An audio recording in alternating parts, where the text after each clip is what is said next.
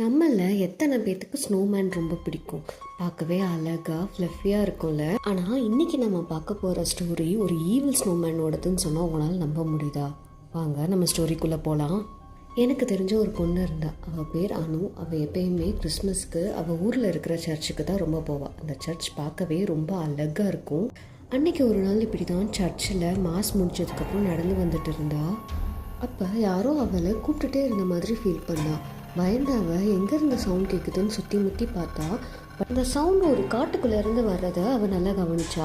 அந்த சவுண்டோ ஒரு சின்ன பையனோட குரல் மாதிரி இருந்ததுனால அவனால் அதை டினை பண்ண முடியல. சரி, அப்படி அந்த காட்டுக்குள்ளே என்னதான் இருக்குன்னு பார்க்கலான்னு சொல்லி அவன் அந்த காட்டை ஃபுல்லாக எக்ஸ்ப்ளோர் பண்ண ஆரம்பிச்சா.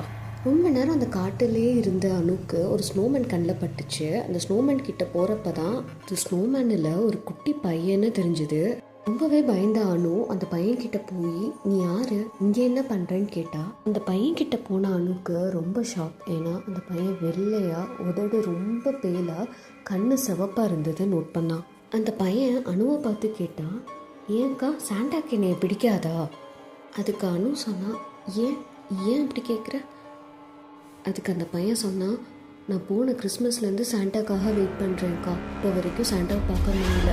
இந்த ஸ்னோமேன் தான் என் பக்கத்துலேயே இருக்குன்னு சொன்னான். இதை கேட்டானும் மெதுவாக அந்த ஸ்னோமேன் பக்கம் திரும்பினா அந்த ஸ்னோமேன் அவளை பார்த்து சிரிக்க அவள் உயிரை கையில் பிடிச்சிட்டு அவளோட கிராமத்துக்கே ஓடி போயிட்டா. ஒரு நாள் காலையில் அங்கே இருக்கிற கிராமத்து மக்கள்கிட்ட போன கிறிஸ்மஸில் என்ன நடந்துச்சுன்னு கேட்டா. அப்போ அவளோட ரிலேட்டிவ்ஸ்லாம் சொன்னாங்க, டேவிடுன்னு ஒரு பையன் இருந்தான். அந்த பையன் போன கிறிஸ்மஸ்லேருந்து காணோம். இப்போ வரைக்கும் அவனை கண்டுபிடிக்க முடியலன்னு சொன்னாங்க. இப்போயும் உங்களுக்கு ஸ்னோமேன் பிடிக்குமான்னு கமெண்ட்டில் சொல்லுங்கள்.